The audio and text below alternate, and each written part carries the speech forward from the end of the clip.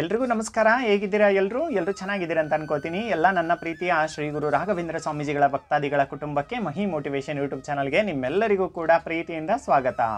ಸ್ನೇಹಿತರೆ, ಈ ಒಂದು ವಿಡಿಯೋದಲ್ಲಿ ನಮ್ಮ ಗುರು ರಾಘವೇಂದ್ರ ಸ್ವಾಮೀಜಿಗಳ 3 ದಿನದ ವ್ರತ ತಿಳಿಸ್ಕೊಡ್ತಾ ಇದ್ದೀನಿ. ವ್ರತದ ಬಗ್ಗೆ ತಿಳಿಸ್ಕೊಡ್ತಾ ಇದ್ದೀನಿ.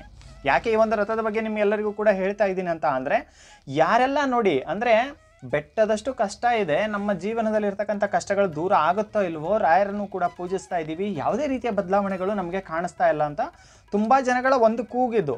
ಅಂದರೆ ರಾಯರ ಅನುಗ್ರಹ ಆಗ್ತಾ ಇಲ್ಲ ಅಂತ. ಕೆಲವ್ರಿಗೆ ಬೇಗ ಆಗ್ಬಿಡುತ್ತೆ, ಇನ್ನು ಕೆಲವರಿಗೆ ಸ್ವಲ್ಪ ತಡ ಆಗುತ್ತೆ.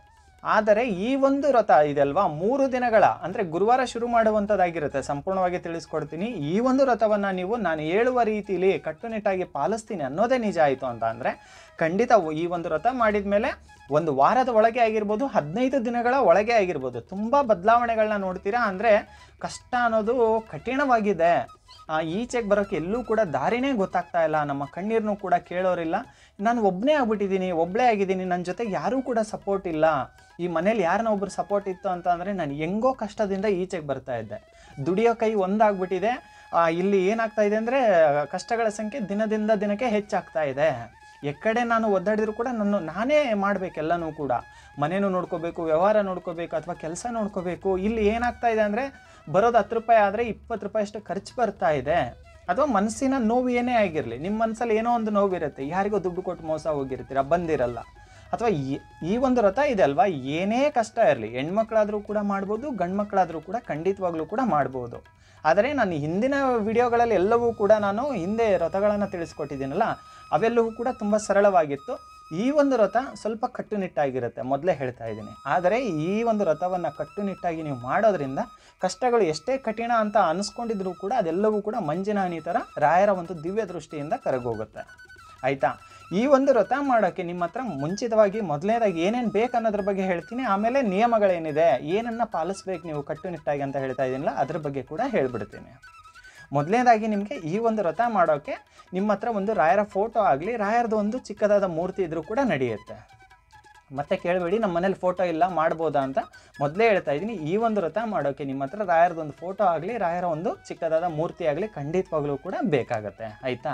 ಆಮೇಲೆ 3 ದಿನವೂ ಕೂಡ ತುಳಸಿನ ಮಿಸ್ ಮಾಡಬೇಡಿ. ರಾಯರಿಗೆ ಹೂವನ್ನಾಗಲಿ ನೈವೇದ್ಯ ಆಗಲಿ ನಿಮ್ಮ ಶಕ್ತಿ ಹೆಂಗಿದೆಯೋ ಅದೇ ರೀತಿ ಮಾಡಿ. ಆಯಿತಾ? ಆದರೆ ತುಳಸಿನ ಮಾತ್ರ ಮಿಸ್ ಮಾಡಬೇಡಿ.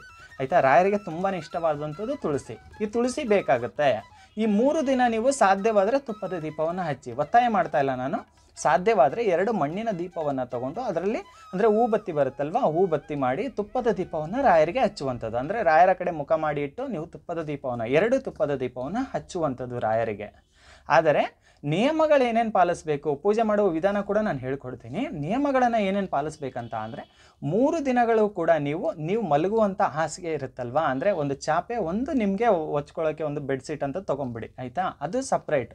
ಅಂದರೆ ನೀವು ಗುರುವಾರ ಶುರು ಮಾಡುವಂಥದ್ದು, ಗುರುವಾರ, ಶುಕ್ರವಾರ, ಶನಿವಾರ 3 ದಿನ ಮಾಡುವಂಥದ್ದು. ನೀವು ಹಿಂದಿನ ದಿನ ಬುಧವಾರನೇ ಏನು ಮಾಡಬೇಕಂದ್ರೆ ಎಲ್ಲವನ್ನು ಕೂಡ ವಾಶ್ ಮಾಡ್ಕೋಬೇಕು.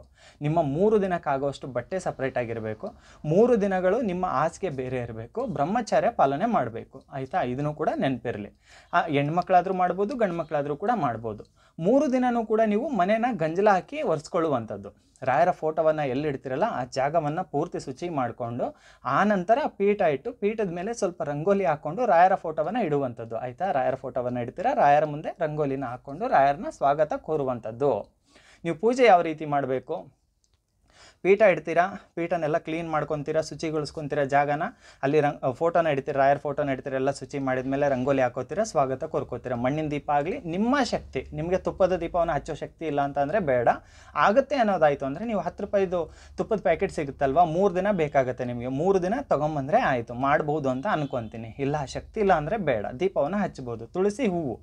ಆದರೆ ಮೊದಲನೇ ದಿನ ನೀವೇನು ಪೂಜೆ ಮಾಡ್ತಿರಲ್ಲ ಇವರೇ, ಮೊದಲನೇ ದಿನ ನೀವು ಪೂಜೆ ಮಾಡಬೇಕಾದ್ರೆ ತುಳಸಿನ ಒಂದು ಹೂವನ್ನು ಬಲಗೈನಲ್ಲಿ ಹಿಡ್ಕೊಂಡು ರಾಯರ ಬಲಭಾಗಕ್ಕೇ ನಿಂತ್ಕೊಂಡು ನೀವು ಯಾವುದಕ್ಕೋಸ್ಕರ ಈ ಒಂದು ವ್ರತವನ್ನು ಮಾಡ್ತಾ ಇದ್ದೀರಾ, ಬ್ರಹ್ಮಚರ್ಯ ಪಾಲನೆ ಮಾಡ್ತಾ ಇರ್ತೀರಾ, ಹಾಸಿಗೆ ಸಪ್ರೇಟ್ ಆಗಿರುತ್ತೆ. ಅಂದರೆ ಗಂಡ್ಮಕ್ಳು ಪೂಜೆ ಮಾಡ್ತೀನಿ ಮನೇಲಂತ ಅಂದರೆ ಶಲ್ಲೆ ಮತ್ತು ನೀವು ಪಂಚೆ ಮೇಲೆ ಮಾಡಬೇಕು. ಹೆಣ್ಮಕ್ಳು ಯಾವುದೇ ರೀತಿ ಬಟ್ಟೆನ ಹಾಕೊಳ್ಳಿ, ಅಂದರೆ ನಿಮ್ಮ ಬಟ್ಟೆ ಸಪ್ರೇಟ್ ಆಗಿರಬೇಕು, ಯಾರು ಮುಟ್ಟುವಂಥದ್ದಿಲ್ಲ. ನಿಮಗೆ ಏನು ಬೇಕೋ ಅವೆಲ್ಲ ಬಟ್ಟೆನ ಸಪ್ರೇಟಾಗಿ ಇಟ್ಕೊಳ್ಳುವಂಥದ್ದು ಒಂದು. ಎರಡನೇದಾಗಿ ಏನಂತ ಅಂದರೆ ಈರುಳ್ಳಿ ಬೆಳ್ಳುಳ್ಳಿ ಊಟ ಮಾಡೋಂಗಿಲ್ಲ. ಅಂದರೆ ನೀವು ಏನು ಊಟ ಮಾಡ್ತೀರಲ್ಲ ಅದರಲ್ಲಿ ಈರುಳ್ಳಿ ಬೆಳ್ಳುಳ್ಳಿ 3 ದಿನವೂ ಕೂಡ ಸೇವಿಸುವಂಥದ್ದಲ್ಲ.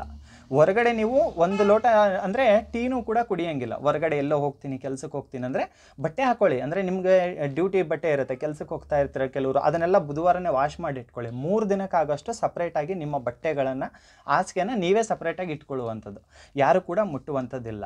ಆದರೆ ಮೊದಲನೇ ದಿನ ಬ್ರಾಹ್ಮಿ ಮುಹೂರ್ತದಲ್ಲಿ ಪೂಜೆ ಮಾಡುವಂಥದ್ದು, ಬ್ರಹ್ಮ ಮುಹೂರ್ತ ಅಂತ ಕೂಡ ಹೇಳ್ತಾರೆ. 4:15 ನೀವು 5:30 ಒಳಗೆ ಮೊದಲನೇ ಪೂಜೆ ಸಂಕಲ್ಪ ಪೂಜೆ ಆಗಿರುತ್ತೆ, ಸಂಕಲ್ಪ ಸೇವೆ ಆಗಿರುತ್ತಲ್ವಾ. ಬೆಳಗ್ಗೆ ಬೇಗ ಎದ್ದು ರಾಯರದೊಂದು ಪೀಠ ಇಡ್ತೀರಾ, ಜಾಗನೆಲ್ಲ ಬೆಳಗ್ಗೆ ಶುಚಿ ಮಾಡ್ಕೋತೀರಾ, ರಾಯರ ಒಂದು ಏನೋ ಫೋಟೋ ಇಡ್ತೀರಾ, ರಾಯರ ಫೋಟೋ, ಪೀಠ ಇಟ್ಟು ರಾಯರ ಫೋಟೋ ಇಟ್ಟು ರಂಗೋಲಿ ಹಾಕೋತೀರಾ. ರಾಯರ ಮುಂದೆ ದೀಪ ಹಚ್ಚುವ ಮುನ್ನ ಮನೆ ದೇವರಿಗೆ, ಮನೆಯಲ್ಲಿ ಅಂದರೆ ರಾಯರ ಫೋಟೋ ಸಪ್ರೇಟೇ ಇಡಬೇಕು, ಮನೆ ದೇವರಿಗೆ ವಿನಾಯಕರಿಗೆ ಪ್ರಾರ್ಥನೆ ಮಾಡ್ಕೊಳ್ಳುವಂಥದ್ದು, ಭಕ್ತಿಯಿಂದ ಪ್ರಾರ್ಥನೆ ಮಾಡ್ಕೊಳ್ಳುವಂಥದ್ದು. ಇಷ್ಟು ದಿನ ನನ್ನ ಜೀವನದಲ್ಲಿ ಏನೂ ಬದಲಾವಣೆಗಳು ಬಂದಿಲ್ಲ ಬದಲಾವಣೆಗಳು, ತುಂಬ ಅವಮಾನಗಳನ್ನ ನೋಡ್ತಾ ಇದ್ದೀನಿ. ಇದರಿಂದ ನಾನು ಒಂದು ಮುಕ್ತಿ ಹೊಂದೋಕ್ಕೆ ಸ್ವಾಮಿಯ ಸೇವೆ ಮಾಡ್ತಾ ಇದ್ದೀನಿ, ರಾಯರ ಒಂದು ವ್ರತವನ್ನು ಮಾಡ್ತಾ ಇದ್ದೀನಿ. ಇದರ ಸಂಪೂರ್ಣ ಒಂದು ಫಲಗಳು ಅನುಮತಿ ನಿಮ್ಮಿಂದ ಪಡೀತಾ ಇದ್ದೀನಿ, ಸಂಪೂರ್ಣ ಫಲಗಳನ್ನು ಕೊಡಿ ಅಂತ ಮನೆ ದೇವರಿಗೆ ಮತ್ತು ವಿನಾಯಕರಿಗೆ ಪೂಜೆ ಮಾಡುವಂಥದ್ದು.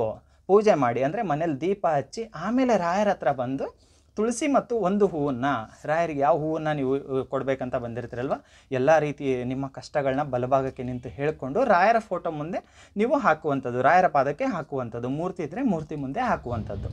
ಆದರೆ ಮೊದಲನೇ ದಿನ ಏನು ಹೂವನ್ನು ಏರಿಸಿರ್ತೀರಲ್ಲ, 3ನೇ ದಿನ ಕಂಪ್ಲೀಟ್ ಆಗೋರಿಗೂ ಕೂಡ ಹೂವನ್ನು ತೆಗೆಯುವಂಥದ್ದಲ್ಲ, ಫೋಟೋ ಅಲ್ಲಾಡಿಸ್ಬಾರ್ದು ರಾಯರದು. 1 ದಿನ ನೀವು ಎಲ್ಲಿ ಇಟ್ಟಿರ್ತೀರಲ್ಲ ಅಲ್ಲೇ ಇರಲಿ. ಆದರೆ 3 ದಿನ ಕೂಡ ಮನೇನ ಗಂಜಲ ಹಾಕಿ ಸ್ವಚ್ಛಗೊಳಿಸುವಂಥದ್ದು, ಆಯಿತಾ, ಸ್ವಚ್ಛಗೊಳಿಸುವಂಥದ್ದು.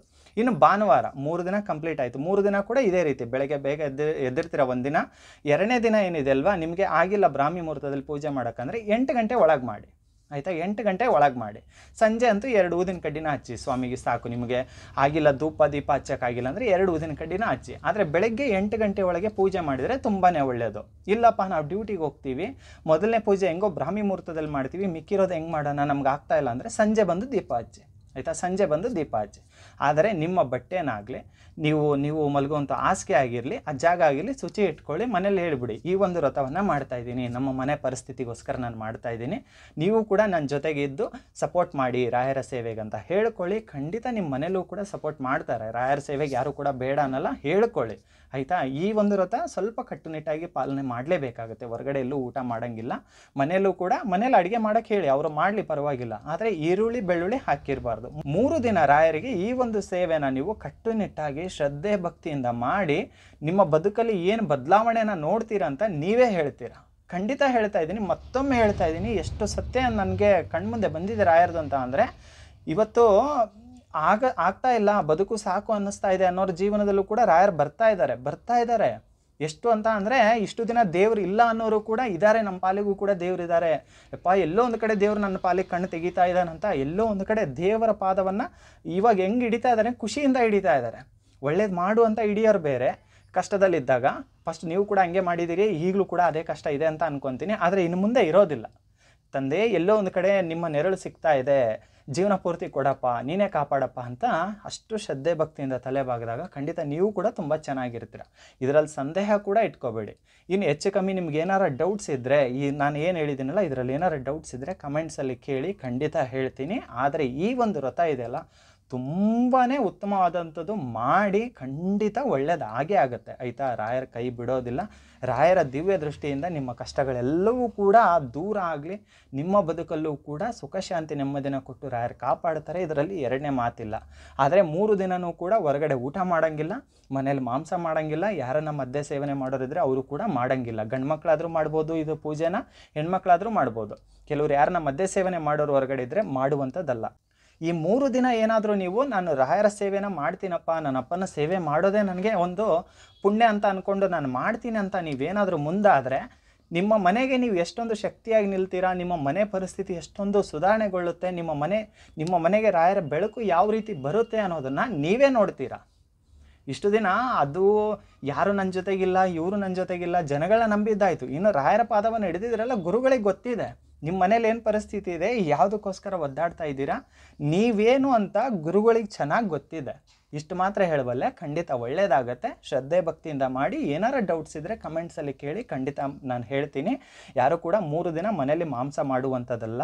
ಈ ಒಂದು ಪಾಲನೆಗಳನ್ನು ಕಟ್ಟುನಿಟ್ಟಾಗಿ ಪಾಲಿಸ್ತೀನಿ ಅನ್ನೋರು ಮಾತ್ರ ಈ ಒಂದು ಸೇವೆನ ಮಾಡಿ, ಆಯಿತಾ? ಮೊದಲೇದಾಗಿ ಹೇಳ್ಬಿಡ್ತಾ ಇದ್ದೀನಿ, ಯಾರಿಗೆ ಇದೆಲ್ಲ ಪಾಲಿಸೋಕ್ಕಾಗುತ್ತೋ, ಬ್ರಹ್ಮಚಾರ್ಯ ಪಾಲನೆ ಆಗಿರಬಹುದು, ನಿಮಗೆ ಹಾಸಿಗೆನ ಸಪ್ರೇಟಾಗಿ ಇಟ್ಕೊಳ್ಳೋದಾಗಿರ್ಬೋದು, 3 ದಿನಗಳು ಕೂಡ ಬಟ್ಟೆ ನೀವು ಸಪ್ರೇಟಾಗಿ ಇಟ್ಕೊಳ್ಳೋದಾಗಿರ್ಬೋದು, ಮಾಡ್ತೀನಿ ಅನ್ನೋರು ಮಾತ್ರ ಈ ಒಂದು ಸೇವೆನ ಮಾಡಿ. ಆಮೇಲೆ ಹೆಚ್ಚು ಕಮ್ಮಿ ನಿಮಗೆ ಆಗಲ್ಲ ಅಂತ ಅಂದರೆ ಮೊದಲನೇದಾಗಿ ಈ ಸೇವೆ ಬೇಡ, ನಾನು ಸರಳವಾಗಿ ತಿಳಿಸ್ಕೊಟ್ಟಿದ್ದೀನಲ್ವ, 2 ಗುರುವಾರ ತಿಳಿಸ್ಕೊಟ್ಟಿದ್ದೀನಿ, 7 ಗುರುವಾರ ತಿಳಿಸ್ಕೊಟ್ಟಿದ್ದೀನಿ. ಆ ಸೇವೆಗಳನ್ನ ಮಾಡ್ಬೋದು ನೀವು.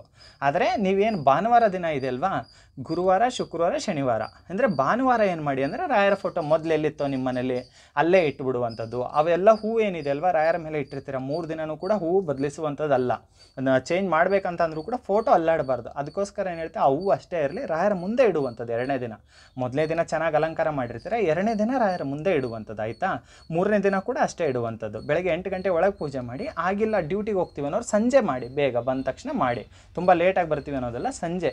ಈ ಒಂದು 3 ದಿನ ರಾಯರ ಒಂದು ಸೇವೆಗೆ ನೀವು ಮುಂದಾಗ್ತೀನಿ ಅಂದರೆ ಖಂಡಿತ ನಿಮ್ಮನ್ನು ರಾಯರು ಕಾಪಾಡ್ತಾರೆ ಕೂಡ. ಖಂಡಿತ ಮಾಡಿ. ಎಲ್ಲರಿಗೂ ಕೂಡ ಖಂಡಿತ ರಾಯರ ಒಂದು ಆಶೀರ್ವಾದ ಕೂಡ ಆಗುತ್ತೆ, ಅನುಗ್ರಹ ಕೂಡ ಆಗುತ್ತೆ. ನಿಮ್ಮೆಲ್ಲರಿಗೂ ಕೂಡ ಒಳ್ಳೆಯದಾಗಲಿ. ನಮಸ್ಕಾರ.